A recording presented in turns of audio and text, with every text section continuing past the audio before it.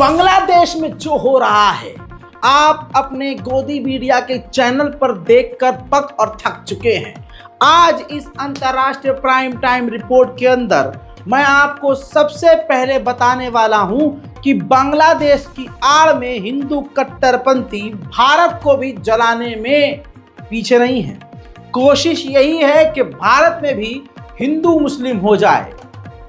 यह बात हकीकत है कि बांग्लादेश में अल्पसंख्यक, वहाँ जो अल्पसंख्यकों में वो आते हैं हिंदू, तो वहाँ हिंदुओं के धर्म स्थल, हिंदुओं के ऊपर, उनके घरों पर हमले हुए हैं। इसमें कोई बहस की गुंजाइश नहीं है। लेकिन हिंदुओं का नाम लेकर, हिंदू अल्पसंख्यकों का नाम लेकर भारत में कट्टरपंथी, हिंदू कट्टरपंथी, आरएसएस और BJP IT cell fake video share करके भारत में माहौल बिगाड़ रही है। हत्ता कि कई सारे हिंदू संगठन और हिंदू नेता भारत में रहने वाले मुस्लिम लोगों का नरसंहार करने की बात कह चुके हैं बांग्लादेश की आड़ में। लेकिन दोस्तों, बांग्लादेश में जो कुछ भी हुआ वो क्या सही था, क्या गलत था, आज उसकी शुरुआत मैं आपको शुरू से बता देता हूं। बहुत शॉर्ट में, आसान जबान में समझाऊंगा। कहानी लंबी है, आपके पास समय कम है और मेरे पास आपसे ज़्यादा कम। तो काम ये करना है मुझे कि कम समय में आपको पूरी कहानी समझानी है।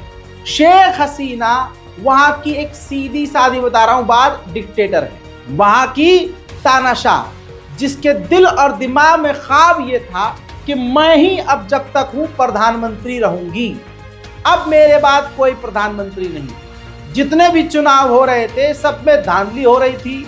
और यहाँ भारत में आप रहते हैं तो अच्छे से समझ सकते हैं कि धांधली किसे कहते हैं और चुनाव में किस तरह से धांधली होती है। लेकिन मुद्दा 15 साल की गद्दी अचानक से शेख हसीना के हाथ से कैसे निकली, उसके पीछे 3 शेख हसीना की गलती थी। पहली गलती, जो कि खुद दैनिक भास्कर लिख रहा है, रिपोर्ट आपकी स्क्रीन पर इसलिए लगा रहा हूं ताकि यहां जो कट्टरवादी हिंदू हैं उनके मुंह पर तमाचा लगे, क्योंकि वो प्रोपेगेंडा फैला रहे हैं। दैनिक भास्कर ने लिखा कि 3 वजह से शेख हसीना की 15 साल की सत्ता चली गई। सबसे पहला जो मिस्टेक है उनका, वो है आरक्षण पर फैसला, रिजर्वेशन पर फैसला। आप जानते हैं भारत में भी रिजर्वेशन के खिलाफ है कोई इंसान। इसी तरह से शेख हसीना की दूसरी गलती थी कि प्रदर्शनकारियों को गद्दार कहा। ठीक वैसे ही जैसे किसान जब आंदोलन कर रहे थे भारत में, तो किसी इंसान ने किसानों को गद्दार कहा। तवज्जो चाहूंगा, मजा आ जाएगा रिपोर्ट देख के, और अल्लाह करे हमारे वाले की भी आंखें खुल जाएं। अगली तीसरी गलती ये करी कि जो शेख हसीना के विरोधी थे उन नेताओं और छात्रों की तुलना कसाई से कर दी कि कसाई हो। ये 3 गलती करी। और इसके अलावा जो टीम रजा गराफी ने रिसर्च करी और कुछ बांग्लादेशियों से कांटेक्ट करके चीज़ें समझने की कोशिश करी, तो बांग्लादेश की आवाम कंट्रोल से बाहर तब हो गई जब शेख हसीना ने अपने एक इंटरव्यू में, जो कि बांग्लादेश के नेशनल टीवी पर इंटरव्यू दिया, उस टीवी चैनल पर जो प्रदर्शनकारी छात्र थे और विरोधी थे उनको रजाकार कह दिया। रजाकार का वहां मतलब होता है बांग्लादेशी में गद्दार, और उनको पाकिस्तान का समर्थक कह दिया। भारत में भी एक कौम, एक टीम, एक ग्रुप, एक संगठन है जो बात बात में विपक्ष को पाकिस्तानी करार दे देता है। सबक सीखिए, सबक सीखिए। शेख हसीना को भरम था कि 15 साल की जो गद्दी है किसी का बाप नहीं छीन सकता। 1 हफ्ते के अंदर अंदर सब पलट गया। ताजा अपडेट यह है कि बांग्लादेश की प्रधानमंत्री शेख हसीना बांग्लादेश से फरार होकर भारत आ गई है। लेकिन सवाल अभी भी आपके दिमाग में ही है कि आखिर हुआ क्यों। मेरे दोस्तों, आरक्षण ही बवाल है। शॉर्ट में बता रहा हूं, कहानी लंबी है। बांग्लादेश जब से आजाद हुआ, आरक्षण का कोटा वहां चलता है, जिसमें जनरल बच्चों को, जनरल को कम और शेख हसीना का झुकाव जो क्रांतिकारी लोग हैं और जिन्होंने देश की आज़ादी में हिस्सा लिया, उनके बच्चे और उन लोगों को आरक्षण देने में उनका झुकाव था।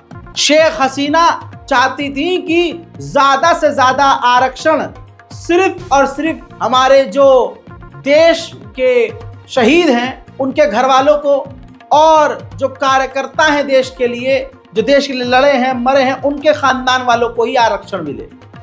बीच में तो ऐसा हुआ जब छात्रों ने, जनरल वालों ने विरोध किया, दूसरे कोर्टों ने, अल्पसंख्यकों ने, सबने मिलकर विरोध किया, तो शेख हसीना ने आरक्षण सिस्टम ही हटा दिया था। अब आपकी स्क्रीन पर यह ग्राफ देखिए, यह सन 2012 का कोटा सिस्टम है। जनरल छात्रों के लिए 44%, स्वतंत्रता सेनानियों के बच्चों के लिए 30%, पिछड़े जिलों के लिए 10%, महिलाओं के लिए भी 10%, अल्पसंख्यकों के लिए 5% और विकलांग छात्रों के लिए 1%। अब दोस्तों मामला ये हुआ कि शेख हसीना इस कोटा सिस्टम को खत्म करके कह रही थी कि ज्यादातर, क्योंकि जनरल वाले बच्चे कह रहे थे कि नहीं और दूसरे कोटा वाले कि नहीं, ज्यादा आप आरक्षण उनको बच्चों को मत दीजिए, हम भी हैं देश के लिए, हम भी हैं देश के नागरिक, हम भी गरीब हैं, उनको तो दे रहे हो आरक्षण और सब कुछ, सारी फैसिलिटी दे रहे हो, हमें क्या दे रहे हो। तो ये तनाव बढ़ता गया। शेख हसीना डिक्टेटरशिप कर रही थी, एक तरह से बातचीत करने के बजाय उनके अंदर अकड़, बात न करना, उल्टे सीधे बयान देना। याद है ना, भारत में जब चुनाव हो रहा था तो एक चचा थे, वो भी बहुत उल्टा सीधा बयान दे रहे थे। बहरहाल अब बांग्लादेश की शेख हसीना के ये 3-4 गलतियां और छात्रों से उलझना उन पर बहुत ज़्यादा भारी पड़ गया। छात्रों को जैसे ही उन्होंने गद्दार और पाकिस्तानी समर्थक कहा तो छात्रों ने ये रजाकार जुमला पकड़ लिया और रजाकार जुमले से उन्होंने एक आंदोलन शुरू किया। अब उस आंदोलन को शुरू करने वाले बांग्लादेश के छात्र थे, वो भी 3 छात्र। ध्यान से देखिए, ये वो 3 छात्र हैं। ये खुद दैनिक भास्कर लिख रहा है, तस्वीर देखिए, जिसके अंदर आसिफ महमूद, नाहिद इस्लाम और अबू बकर नाम के ये तीनों छात्र हैं। अब इनके बारे में मैं एक एक बात बताता हूँ। नाहिद इस्लाम बेहोशी की हालत में पुल के नीचे ये मिले। नाहिद इस्लाम छात्र आंदोलन का सबसे बड़ा चेहरा है। उन्होंने रविवार को बता दिया था कि आज हमने लाठी उठाई है, अगर लाठी काम नहीं आई तो हम हथियार भी उठाएंगे। पीएम हसीना ने देश को गृह युद्ध में धकेलने की कोशिश की है। अब शेख हसीना को तय करना है कि वो पद से हटेंगी या पद पर बनी रहेंगी। दोस्तों, अब जो दूसरा व्यक्ति है आसिफ महमूद, इनको पुलिस ने टॉर्चर किया, जेल में डाला और बंद कमरे में इन पर प्रेशर बनाया कि तुम आंदोलन वापस ले लो, जो शेख हसीना के खिलाफ तुमने जो आंदोलन चलाया है उसको वापस ले लो। लेकिन इन्होंने, आसिफ महमूद ने हार नहीं मानी। फिर जो तीसरा शख्स है अबू बकर, ये शेख हसीना को सत्ता को बेदखल करने में ये अबू बकर बहुत इंपॉर्टेंट व्यक्ति है। वह ढाका यूनिवर्सिटी में जियोग्राफी डिपार्टमेंट के स्टूडेंट हैं। द फ्रंट लाइन डिफेंडर के मुताबिक वह सिविल राइट और ह्यूमन राइट को भी लेकर काम करते हैं। 5 जून को हाई कोर्ट के आरक्षण पर दिए फैसले के बाद बकर ने अपने दोस्तों के साथ मिलकर स्टूडेंट्स अगेंस्ट डिस्क्रिमिनेशन मूवमेंट की शुरुआत की। स्वतंत्रता सेनानियों के रिश्तेदारों को सरकारी नौकरी में आरक्षण दिए जाने का जोरदार इन्होंने विरोध किया। अबू बकर को 19 जुलाई की शाम धान मंडी इलाके से कुछ लोग साथ ले गए, जिनके बाद कई दिनों तक उनका कुछ पता नहीं चला। 2 दिन बाद उसे सड़क के किनारे से जहां से उठाया गया था वहीं फेंक दिया गया, छोड़ दिया गया। बाद में अबू बकर ने मीडिया को बताया कि पुलिस ने उसे एक बंद कमरे में आंदोलन वापस लेने के लिए मारा पीटा और तब तक मारा जब तक वो बेहोश नहीं हो गया। ये 3 छात्रों की हाल फिलहाल की आप बीती ने बांग्लादेश के लोगों के अंदर गुस्सा जो भरा हुआ था वो फोड़ दिया। 15 साल से कोई नेता प्रधानमंत्री जबरदस्ती प्रधानमंत्री बनकर रहा हो और जो मन में आ रहा हो कर रहा हो, तो ऐसे कैसे चलेगा। अब यहां पर खेल बुरा होता है। खेल बुरा ये होता है जो मुस्लिम कट्टरपंथी हैं, उन लोगों ने दंगे की आड़ में, इस प्रदर्शन की आड़ में पुलिस पर हमला किया, सेना पर हमला किया और साथ ही लगभग देश को जलाना शुरू कर दिया। मुस्लिम कट्टरपंथियों ने मौका पाते ही, जैसे उनको मौका मिला, उन्होंने हिंदू जो धर्म स्थल है वहां पर भी हमला करना शुरू कर दिया। जो सच है उससे मुंह मोड़ना मेरे बस की बात नहीं। लेकिन आपको बता दूं कि जैसे ही मंदिर के ऊपर के मामले आते हैं, जब हम रिसर्च करते हैं तो पता चलता है कि जो मंदिर के ऊपर और मंदिर में आग लगाने वाली तस्वीर और वीडियोस सोशल मीडिया पर भारत में शेयर हो रहे हैं, वो भारत के राइट विंग वाले हिंदू संगठन बीजेपी आईटी सेल ये शेयर कर रही है फेक वीडियोस, इधर उधर के वीडियो उठा के। आप समझ रहे हैं? हाँ, हिंदुओं पर, वह जो हिंदू लोग हैं उनके इलाकों में हमले जरूर हुए हैं। अब एक हिंदू महिला है जिसके घर के बाहर आग लगाई जा रही है, और तो और उनके घर पर हमला करने की चीख पुकार हो रही है, और परिवार जो हिंदू परिवार है वो घर के अंदर बहुत डरा हुआ है।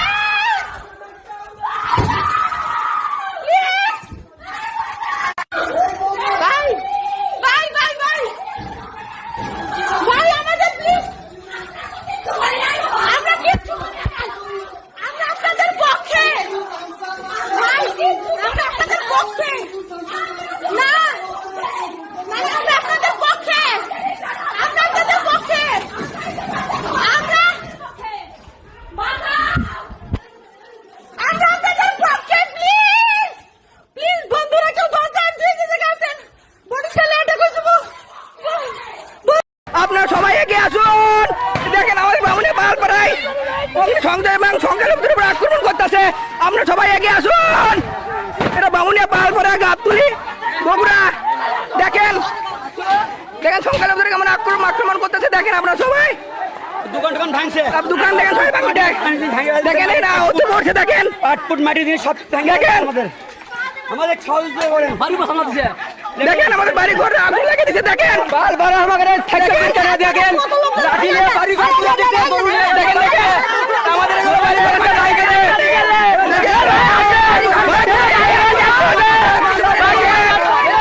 সবাই এগিয়ে আসুন। আমাদের পাল করে দেখেন এগিয়ে আসুন। কাজ করবে আজকে আমাদের বাড়িতে পাল করে আয়োজন করছে। দেখেন বাড়ি ঘর দেখেন আমাদের আগুন লাগিয়ে দিয়েছে। দেখেন हिंदू के साथ की लाइक से भाई। अब ऐसी तस्वीरों से भारत के हिंदुओं को तकलीफ होगी, डर होगा ही, लेकिन इसका मतलब ये नहीं है कि बांग्लादेश में हिंदुओं का नरसंहार हो, ऐसा नहीं है। हकीकत दूसरी ये है कि अगर वहां के मुस्लिम कट्टरपंथी अल्पसंख्यकों पर हमला कर भी रहे हैं तो वहां सेना और पुलिस अल्पसंख्यकों को नहीं बचा रही है। अल्पसंख्यकों को बचाने के लिए खुद मुसलमान समाज सामने आया है। एग्जाम्पल ये देखिए, ये वहां का बहुत चर्चित मंदिर है, राम मंदिर है। वहां के जो बहुत बड़े मंदिर हैं, ढाकेश्वरी जो मंदिर है, उसके बाहर आप छात्रों को देखिए। इन्हीं छात्रों के संगठन ने बांग्लादेश को दूसरी आजादी तानाशाह से दिलवाई है। और आज आप ध्यान से देखिए, प्रोपेगेंडा जो मोदी के चाहने वाले, योगी जी के चाहने वाले हिंदू संगठन जो भारत में फैला रहे हैं सोशल मीडिया पर, उसकी हकीकत दरअसल ये है कि वही छात्र मंदिरों को बचा रहे हैं। हमारा रात रात भर लाठी लेके बैठे हुए हैं कि अगर कोई आया, कोई मुसलमान कट्टरपंथी आ गया मंदिर की तरफ आंख उठाने, तो पीट दिया जाएगा, काट दिया जाएगा। अब ये पहली तस्वीर देखिए, परिसर के अंदर की है, जहां हिंदू मुस्लिम एक साथ बैठकर वहां के नारंगी संतरों से मंदिर की हिफाजत कर रहे हैं।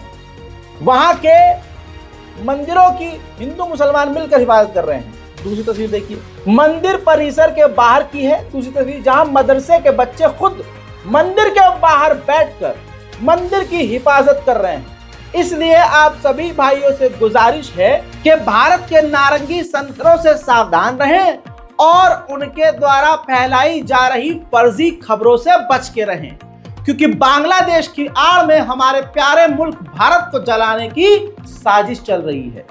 भारत के बड़े बड़े नेता कट्टरवादी ऐसे बयान दे रहे हैं जिससे दुनिया को यह मैसेज जाए कि बांग्लादेश में हिंदुओं का नरसंहार हो रहा है। इसमें डिबिया भी आई है आगे। जी हाँ, जो पूरी दुनिया के हर बीमारी के इलाज को बताता है, और जो कोरोना की दवाई भी ले आया था, और दुनिया भर की तमाम बीमारियों की दवाई बनाने का दावा करने वाला, जो अपनी खुद एक डिब्बी का इलाज नहीं कर पाया, बाबा रामदेव वो भी सामने आ गए और उन्होंने वही भड़काने वाला काम कि हिंदुओं का साथ गलत हो रहा है। बांग्लादेश में हमारे हिंदू भाइयों पर किसी भी प्रकार की कोई क्रूरता, अत्याचार, जुल्म, ज्यादती ना हो, चाहे वहाँ पर हमारे हिंदू भाई हैं जो व्यापार कर रहे हैं, या जो हमारे वहाँ पर हिंदू मंदिर हैं, या हमारे भारतीय वहाँ पर जो नागरिक रह रहे हैं, उनके साथ किसी प्रकार की कोई नाइंसाफ़ी ना हो। इसके लिए पूरे देश को एकजुट रहना होगा। और पहली बार मुझे ये देख करके प्रसन्नता हुई कि पूरा विपक्ष सरकार के साथ है, और यही भारत की नीति होनी चाहिए। नहीं तो जिस तरह से पूरी दुनिया में इस्लामिक कट्टरवाद बढ़ रहा है और वो भारत के पड़ोस में जिस तरह से उसने दस्तक दे दी है, वह देश के लिए बहुत ही खतरनाक हो सकता है। ये एकजुटता हमारी आगे भी रहनी चाहिए। कोई यहाँ पर आरक्षण के नाम पर, कोई जाति के नाम पर, कोई अलग अलग प्रकार के मजहबी उन्माद के नाम पर देश को जो बांटना चाहता है, ये ठीक नहीं है। इसलिए हमारी भारत की राजनीति मुद्दों पर केंद्रित हो, उसमें जाति, उसमें संविधान, उसमें आरक्षण, उसमें सुना। अब हकीकत जानिए। बांग्लादेश के बहुत बड़े मौलाना जिनका दबदबा बहुत तगड़ा है, वो उल्टा अपने ही देशवासियों से अपील कर रहे हैं कि हम सबको मिलकर अल्पसंख्यकों यानी हिंदुओं को बचाना है, उनके घरों की और धर्म स्थलों की रक्षा करनी। और यहाँ भारत में गोदी मीडिया आपको पूरी तरह से भड़काने में और भारत को आग में झोंकने में लगातार काम पे लगा हुआ है। सुनिए बांग्लादेश के सबसे बड़े आलिम दीन हैं। সংখ্যালঘুদের জান এবং মালের নিরাপত্তা মুসলমানদের কাছে খুবই গুরুত্বপূর্ণ একটি বিষয়। আমি আমাদের সম্মানিত ফলোয়ার্স এবং দেশের সর্বস্তরের মানুষের প্রতি উদাত্ত আহ্বান রাখতে চাই যে আমাদের প্রত্যেকের যার যার এলাকার সংখ্যালঘুদের জান, মাল, তাদের বাসাবাড়ি, তাদের স্থাপনা এবং উপাসনালয়গুলো যেন সকল প্রকার হামলা, সকল প্রকার আক্রমণ এবং দুষ্ট চক্রের সকল অনাচার থেকে মুক্ত থাকে, নিরাপদে থাকে, বিষয়ে আমাদের প্রত্যেককে সজাগ দৃষ্টি রাখতে হবে।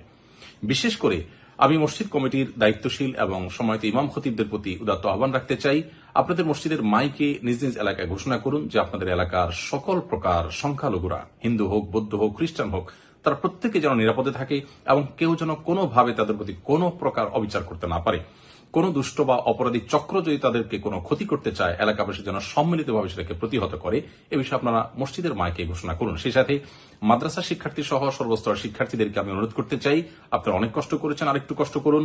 কোনোভাবে সংখ্যালঘুদেরকে অত্যাচার করে, অবিচার করে বা কোনো ধরনের দুর্ঘটনা ঘটিয়ে সেটাকে উদুরপিণ্ডি বুদুর ঘাড়ে চাপানোর অপচেষ্টা যেন কেউ করতে না পারে এবং আমাদের সকলের এই অর্জনকে যেন কেউ ম্লান করতে না পারে, সেবারে আমাদের প্রত্যেককে সজাগ দৃষ্টি রাখতে হবে। এটা হলো এই সময়ের আমি মনে করি সবচেয়ে গুরুত্বপূর্ণ কাজগুলো রাখি।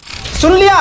लेकिन गोदी मीडिया के तमाम एंकर और बड़े बड़े चैनल भारत को बांग्लादेश की आग में झोंकना चाहते हैं। जैसे ये चुबीका लियाकत, ध्यान से देखिए, ट्वीट करती है और लिखती है कि वो ऑल आइज ऑन रफा वालों का कोई पोस्ट नहीं दिखाई दे रहा है।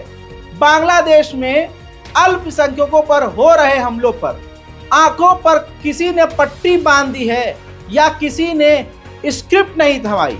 यानी ये वो रूबी का सियासत है, ये घिनौनी और घटिया और गंदे किस्म की वो महिला है जो गाजा के ऊपर कत्लेआम इजराइल कर रहा है, बच्चों की लाश के टुकड़े बिखर जा रहे हैं।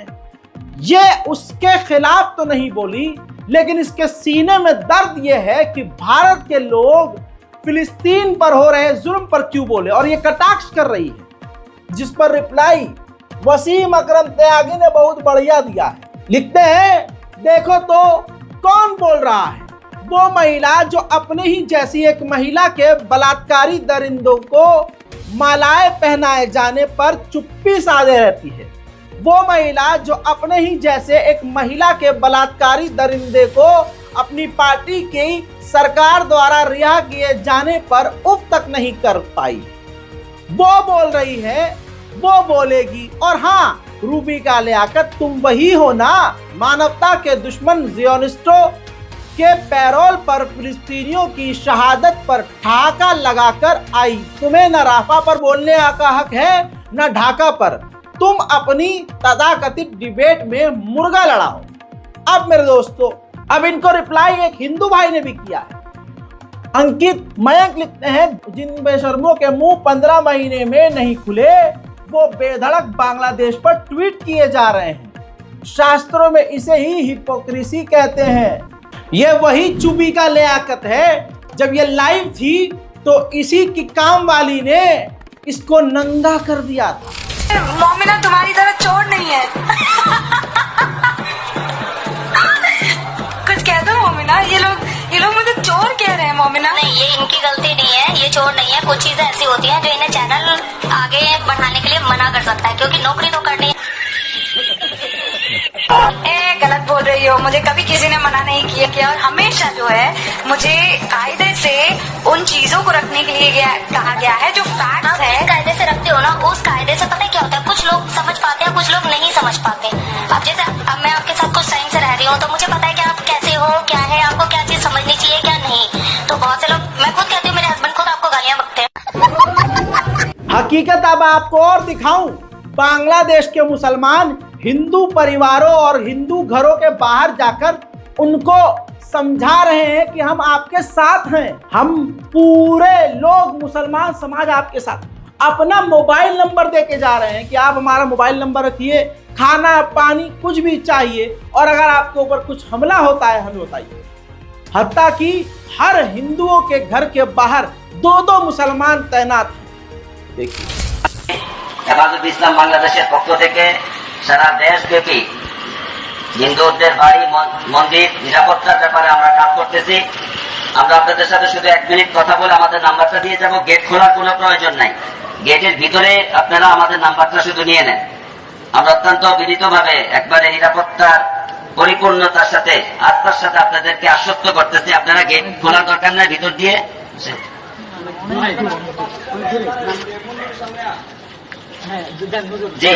যে আমাদের আপনারা শুধু আমাদের নাম্বারটা নিয়ে যান, নিশ্চিন্তে আসেন। গেট খোলার কোনো প্রয়োজন নেই, গেট খোলার কোনো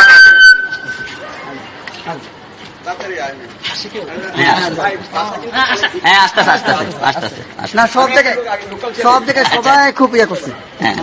আপনারাও খেয়াল রাখবেন দায়িত্ব তো।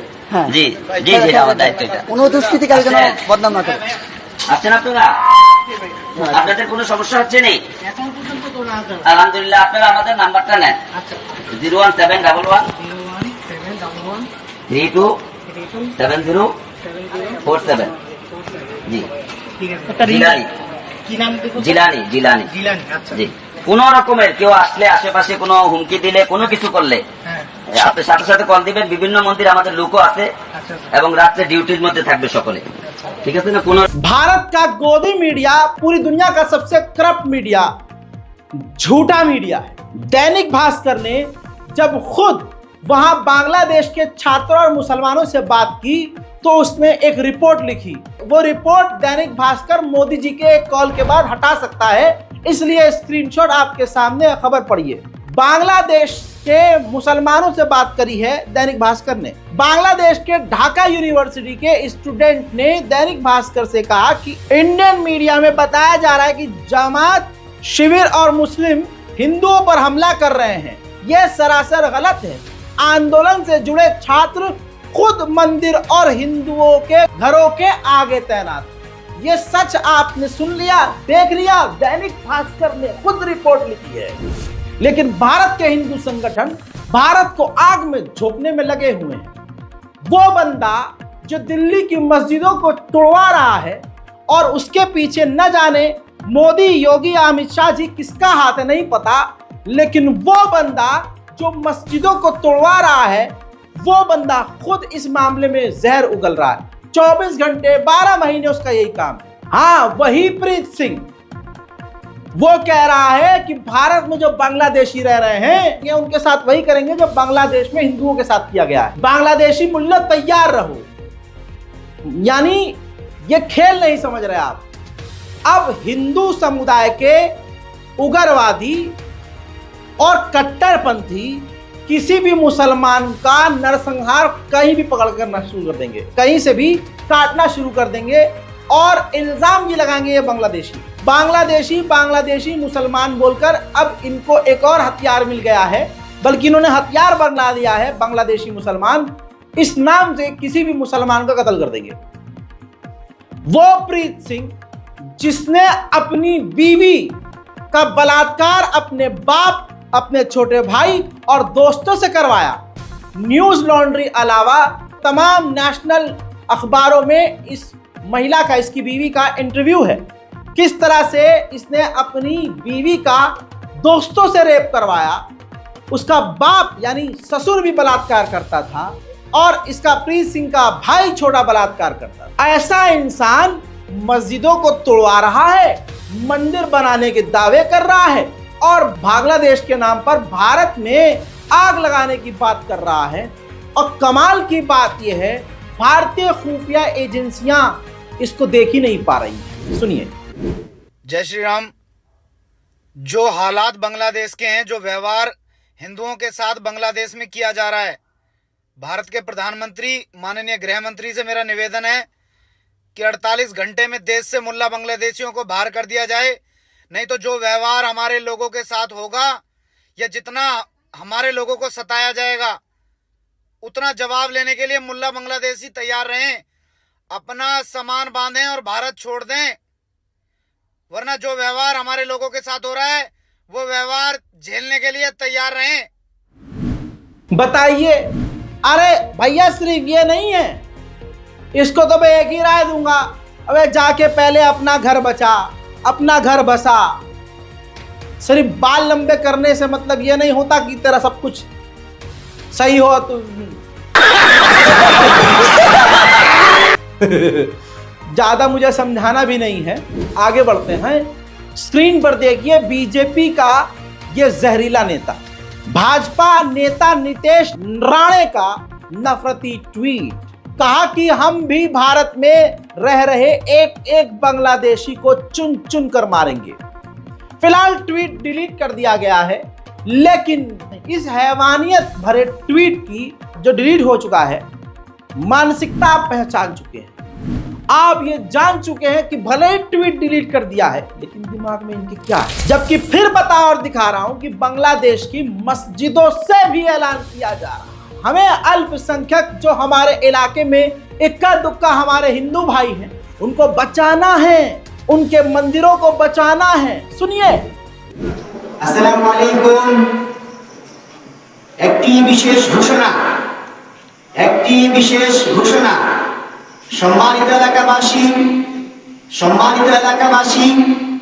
বৈষম্য বিরোধী ছাত্র আন্দোলনের পক্ষ থেকে আপনাদেরকে অনুরোধ করা যাচ্ছে যে দেশের এই উত্তপ্ত পরিস্থিতিতে আমরা যেন সাম্প্রদায়িক সম্প্রীতি বজায় রাখি এবং পরাজিত কুচক্রী মহলের হাত থেকে প্রত্যেক সংখ্যালঘু সনাতন ধর্মী এবং জনসাধারণের জানমালের নিরাপত্তা দেওয়া আপনার, আমার এবং সকলের দায়িত্ব।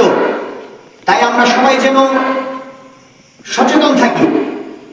একটি বিশেষ ঘোষণা, সম্মানিত এলাকাবাসী, বৈষম্য বিরোধী ছাত্র আন্দোলনের পক্ষ থেকে আপনাদেরকে অনুরোধ করা যাচ্ছে যে দেশের এই উত্তপ্ত পরিস্থিতিতে আমরা যেন সাম্প্রদায়িক সম্প্রীতি বজায় রাখি এবং পরাজিত কুচক্রী মহলের হাত থেকে প্রত্যেক সংখ্যালঘু সনাতন ধর্মী এবং জনসাধারণের জানমালের নিরাপত্তা দেওয়া আপনার, আমার এবং সকলের দায়িত্ব। তাই আমরা সবাই যেন সচেতন থাকি। भारत के हिंदू संगठन बीजेपी, आईटी सेल और गोदी मीडिया मिलके पूरी दुनिया में क्या, किसी भी दुनिया के किसी भी देश के कोने में, किसी भी देश में बिना बात के दंगा भड़काने में मास्टर है, मास्टर। जब बांग्लादेश के हिंदू संगठनों ने देखा और हिंदुओं ने देखा कि भारत का गोदी मीडिया ये सब दिखा रहा है कि बांग्लादेश के हिंदुओं पर अटैक हो रहा है, मंदिर जलाए जा रहे हैं, तो पता है क्या हुआ है? आपकी स्क्रीन पर ये कोई ऐरा गैरा शख्स नहीं, ये बांग्लादेशी नेशनलिस्ट है, बांग्लादेशी हिंदू है। नाम है इनका advocate Govinda Paramanik, general secretary of Bangladesh National Hindu Mahajot. इन्होंने साफ तौर से कहा कि कल दोपहर से शेख हसीना के इस्तीफे के बाद इस देश के हिंदू समुदाय ने सोचा कि उन पर बड़े पैमाने पर हमला किया जाएगा और आगजनी की घटनाएं होंगी, लेकिन बीएनपी के नेता और जमात ने अपने पद अधिकारियों को यह सुनिश्चित करने का आदेश दिया कि हिंदू घरों पर हमला ना किया जाए और मंदिरों की रक्षा की जाए। अवामी लीग के कुछ हिंदू नेताओं के घरों पर, मंदिरों पर हमले का कोई घटना नहीं हुआ है, बहुत सक्रिय थे, और कुछ मुस्लिम नेताओं पर भी हमला किया गया और कुछ एक दो हिंदू नेताओं पर भी हमले हुए हैं, लेकिन बड़ी घटना कोई नहीं हुई है, कोई भी बड़ा कांड नहीं हुआ है। लेकिन हमने देखा कि भारत से रिपब्लिक टीवी अफवाहें फैला रहा था और अजीब दावे कर रहा था शेख हसीना के बारे में कहानियां। वे बंग बधू की मूर्ति तोड़े जाने से बेहद दुखी हैं। मैंने एक पत्रकार से कहा, यदि आप हसीना के बारे में इतने चिंतित हैं तो कृपया पीएम मोदी को हटा दें और शेख हसीना को अपना पीएम घोषित कर दें, वो भारत की रक्षा करेंगी और 7 बहनों की भी। आप हर दिन कह रहे हैं कि अगर हसीना ना होगी तो 7 सिस्टर्स का अस्तित्व नहीं होगा। अब आपके लिए ये बड़ा मौका है, आप शेख हसीना को भारत का पीएम बनाएं। আমি অ্যাডভোকেট গোবিন্দ প্রামাণিক, মহাসচিব বাংলাদেশ জাতীয় হিন্দু মহাজোট।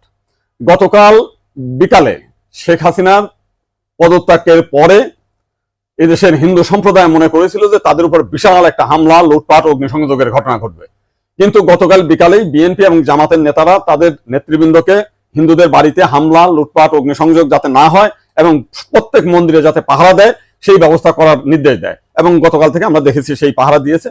সাধারণভাবে হিন্দুদের উপরে বড় কোনো মন্দিরে কোনো হামলার ঘটনা ঘটে নাই। কিছু আওয়ামী লীগের হিন্দু নেতা আছে যারা বিভিন্ন সময় লম্পঝম্প করেছিল, তাদের বাড়িতে, শুধু হিন্দু বাড়ি না, মুসলিম আওয়ামী লীগ নেতাদের বাড়িতেও হামলা হয়েছে, লুটপাট হয়েছে, এবং সামান্য কিছু সুযোগ সন্ধানী এলাকা ভিত্তিক তারা কিছু সামান্য মন্দিরে হামলা করেছে, সেটা ব্যাপক বিষয় না। কিন্তু আমরা দেখলাম যে ভারতের রিপাবলিক এইটাকে নিয়ে ব্যাপকভাবে রুমার ছড়াচ্ছে, নানান কিছু মিলে উদ্ভট কথাবার্তা বলছে। এবং আজকে দেখলাম শেখ হাসিনার নিয়ে তারা কাহিনী তৈরি করছে, বঙ্গবন্ধুর স্ট্যাচু মানে ভাঙছে, সেটা নিয়ে তারা খুব দুঃখে সাগরে ভাসছে। আমার এক সাংবাদিক ফোন দিয়েছিলাম, তাদের বলেছি যে আপনারা যদি শেখ হাসিনার জন্য যদি এত কান্না আপনাদের মধ্যে আসে, তো শেখ হাসিনা ভারতে গিয়েছে, আপনারা ভারতের প্রধানমন্ত্রী নরেন্দ্র মোদীকে সরিয়ে শেখ হাসিনাকে আপনারা প্রধানমন্ত্রী হিসেবে ঘোষণা করেন, সে ভারতও রক্ষা করতে পারবে, তা আপনার 7 সিস্টারও রক্ষা করতে পারবে। আপনারা তো প্রতিদিন বলতেছেন যে শেখ হাসিনা না থাকলে ভারতে 7 সিস্টার থাকবে না, তো এইবার আপনাদের একটা বিশাল সুযোগ আছে, আপনারা शेख हसीना के भारत प्रधानमंत्री करें। कितनी बड़ी बात की है।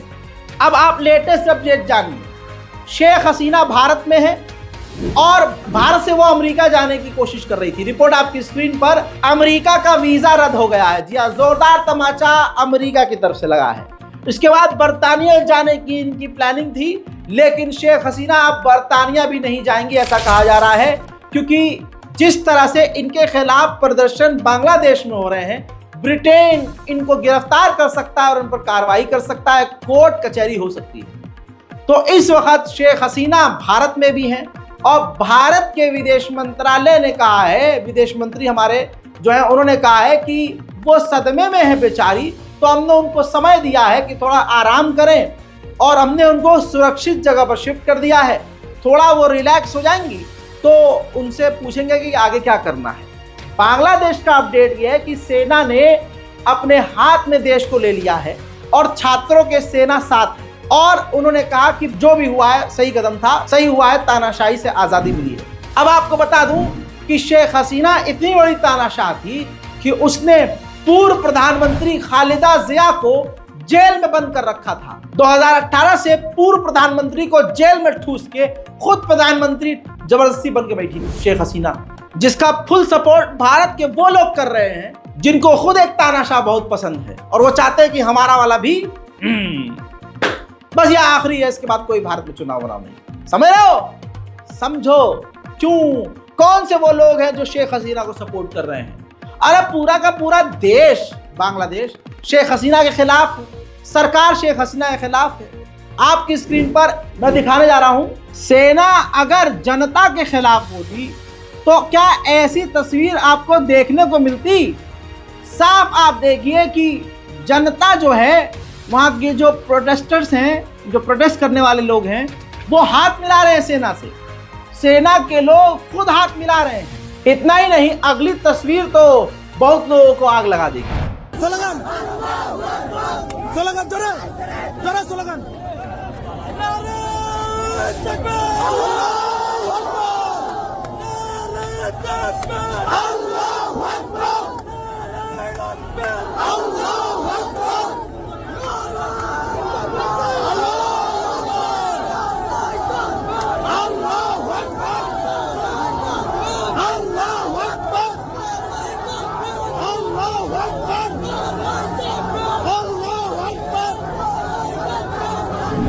बहुत चीजें सिमिलर है, आप समझ नहीं रहे हैं यार। क्यों संघी बांग्लादेश की शेख हसीना को सपोर्ट कर रहे हैं? और मैं तो उनको कहता हूँ भविष्य देखो, भविष्य। शेख हसीना 15 साल से तानाशाही पर उतारू थी, क्या हुआ? सब पानी हो गया। अकड़ तानाशाही इंसान को डुबा देती है। कोई 15 साल, किसी को 10 साल, किसी को 14 साल, किसी को 13 साल, मान लो कोई 20 साल, मैं कह रहा हूँ 50 साल अगर उसने तानाशाही करी, अरे भाई कभी तो खत्म होगी, कभी तो यहाँ के कानून के बाद वहाँ का कानून अपना काम करेगा। मेरी तमाम आड़ भक्तों से अपील है, यार ये आग वाग लगाने का काम मत करवाओ, भड़काने का काम मत करो। हमारा देश इतना कमज़ोर नहीं है कि इतनी आसानी से तुम भड़का कर यहाँ किसी का तुम नरसंहार करवाना शुरू कर दो। पूरी दुनिया की नज़र मोदी सरकार पर है कि मोदी सरकार करेगी क्या। एक स्टेप उल्टा और पूरी सरकार पुल्टी। आप समझ रहे हो ये हालात। अब आप सुनिए, आपको करना क्या है यार। आप माहौल ख़राब मत करो, आप यार गोबर ओबर खाओ। आपके लोग आपको खुद ट्यूटोरियल दे रहे हैं, आपको पूरी तरह से ऑनलाइन ट्रेनिंग दी जा रही है कि आपको गू कैसे खाना है। मजाक लग रहा है? शर्मा जी अब बताओ यार, गू कैसे खाते हैं? जय गौ माता की दोस्तों। कुछ लोग समझते हैं कि गौमूत्र और गोबर का पान कैसे करें, लेकिन ये अमृत है।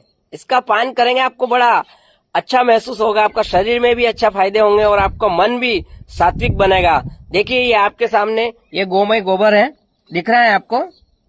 ये गौशाला में बैठा हूं मैं और ये देखिए गोबर, और ये आपके सामने मैं खा रहा हूँ। इसको खाना कैसे है, आपको अच्छा सा चबाएं, उसका रस अंदर पिए, या कहीं रस निकाल के कपड़े से भी आप पी सकते हैं। लेकिन ये मैं आपके सामने खा रहा हूँ। ये करीब 4 महीनों से तो मैं प्रतिदिन कर रहा हूँ। ये देखिए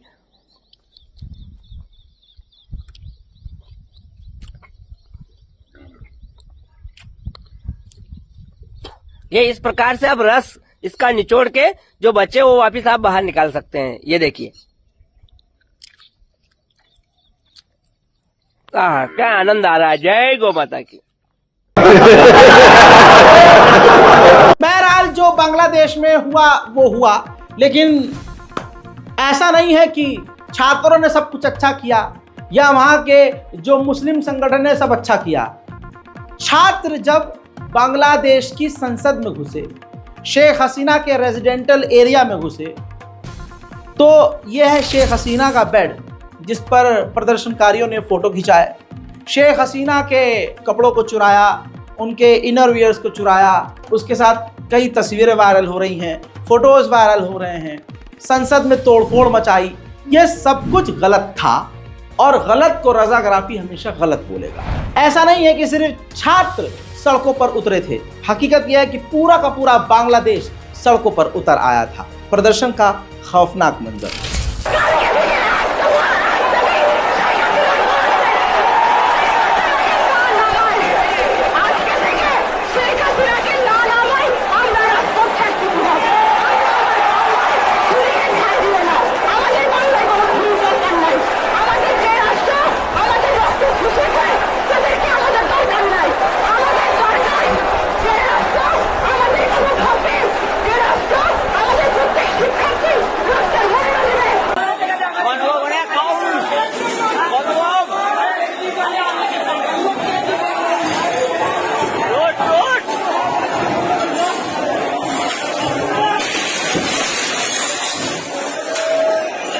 হ্যাঁ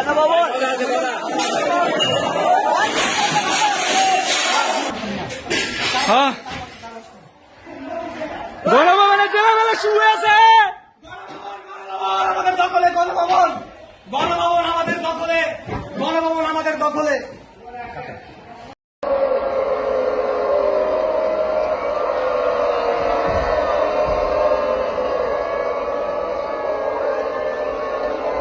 बांग्लादेश की आर्मी ने कहा है कि हम चुनाव दोबारा करवाएंगे और बहुत जल्द करवाएंगे। आपकी स्क्रीन पर बांग्लादेश की सेना जो है, जो बैरक्टर TB2 ड्रोन इस्तेमाल कर रही है जनता पर नजर रखने के लिए, वो विजुअल भी दिखा रहा हूं। हजरात, अब आते हैं बर्तानिया की तरफ। बर्तानिया में वो 3 बच्चियों का कत्ल किया था डांस क्लास के बाहर। वो किया था गैर मुस्लिम ने, जो ईसाई था, जो कि पोलैंड का था, वो मुसलमान भी नहीं था। उसके बहाने से पूरे बर्तानिया में जो इमिग्रेंट्स हैं, जो आकर, सिर्फ मुसलमान नहीं, जो बाहर से आकर रह रहे हैं, उनके खिलाफ प्रदर्शन होने लगा और स्पेशली टारगेट मुसलमानों को किया जाने लगा। अब बर्तानिया में जो कट्टरवादी अंग्रेज हैं, जो इस्लामोफोबिक अंग्रेज हैं, स्पेशली वो मुसलमानों के खिलाफ प्रदर्शन कर रहे हैं बर्तानिया में। तस्वीर आपके सामने।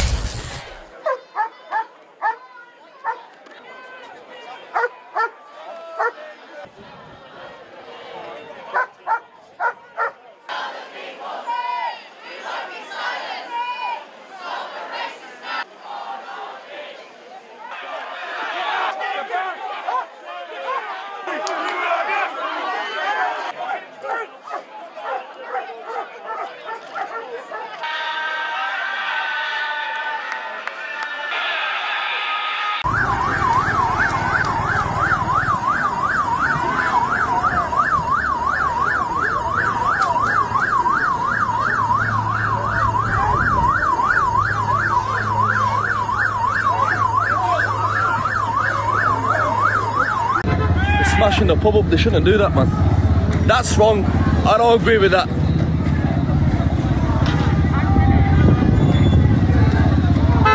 That's out of order, man.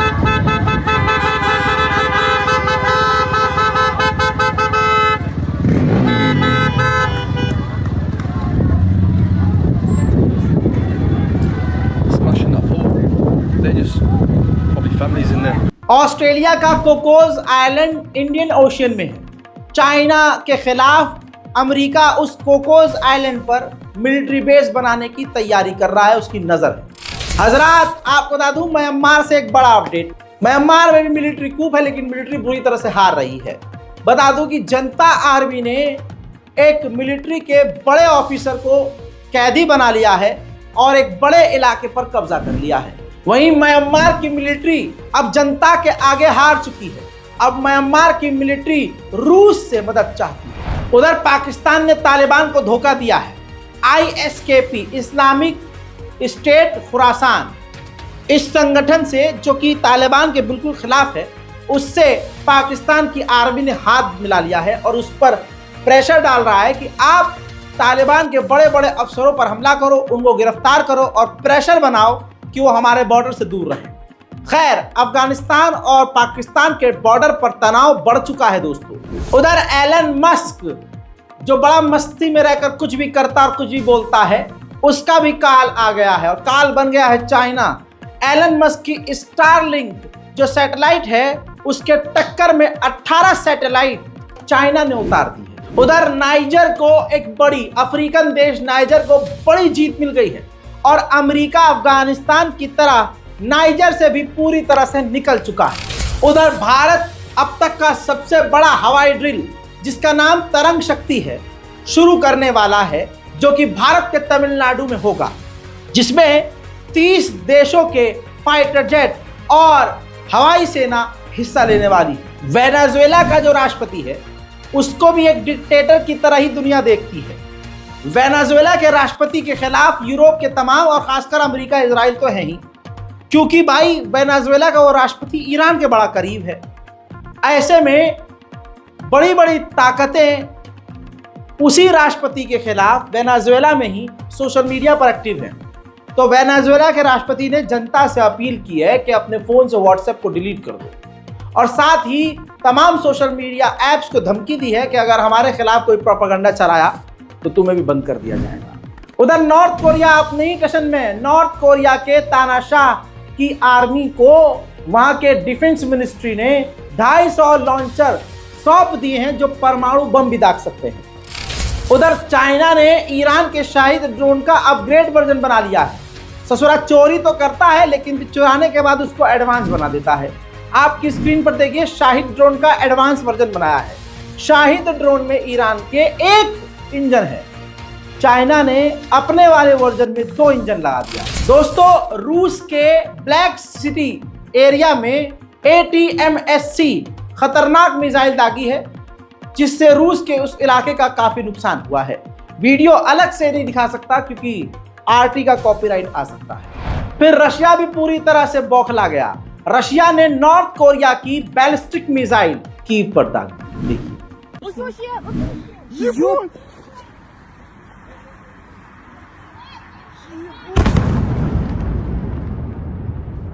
उधर यूक्रेन को पूरी दुनिया की तमाम बड़ी ताकतें जब मदद करेंगी तो एडवांस हथियारों की कमी होगी क्या?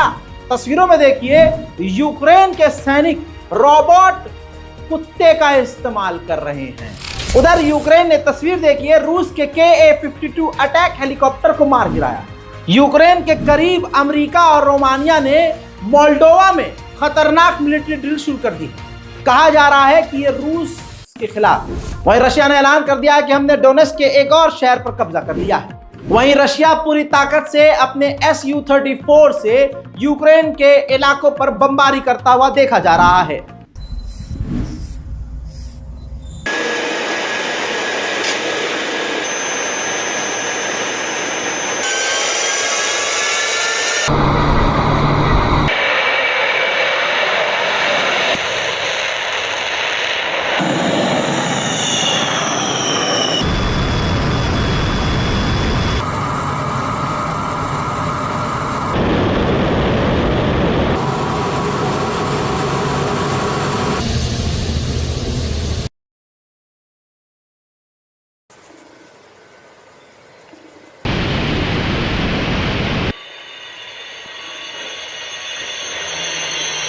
अंतरराष्ट्रीय प्राइम टाइम रिपोर्ट में आज तमाम बड़ी खबरें आपको एक्सप्लेन कर दी है जो आपके लिए जानना बेहद जरूरी है। इस खास रिपोर्ट को शेयर कीजिए और दुआओं में हमें याद रखिए। हमारे चैनल पर अगर नए हैं तो चैनल को सब्सक्राइब करना बिल्कुल मत भूलिएगा। जय हिंद।